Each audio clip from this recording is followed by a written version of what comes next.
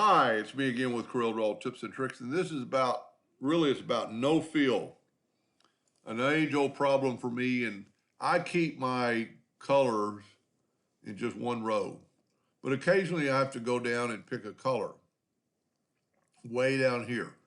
So I just showed in the other video, you could make 3 rows and all your colors would be there. The good thing about this, that your no fill is always right there. So if we made that box blue, if we no fill it, it's like right there.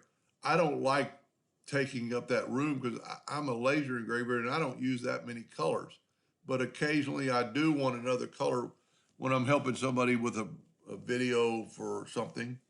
So if I fill this in with this orange and I go way down here, I have to go way back up or go to scroll to start to get, and it still doesn't do the no fill exactly. So I started thinking it'd be a really good hotkey to do that. So let's just put our colors way down where the no fill is gone.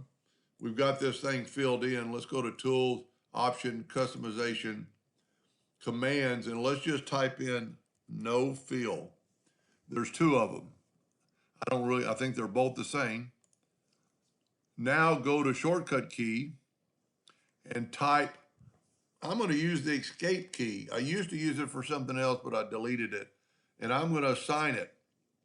So now when I have a couple of objects filled of something and my no fill is way up there, I don't have to do anything. All I have to do is pick that item and hit the escape key.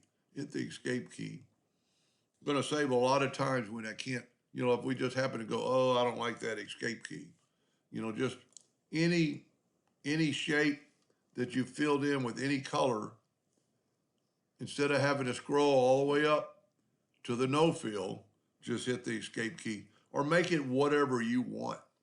It doesn't have to be the escape key. It's just a key I'm not using. It would be nice to use the N key, but the N key is used for the navigator, and I don't really want to get rid of that. If you don't ever use it, the N would be you could use the letter O. I don't think it's being taken up, but then you've got to kind of remember the escape key is always right there. I hope that helped a little bit. Thank you for watching.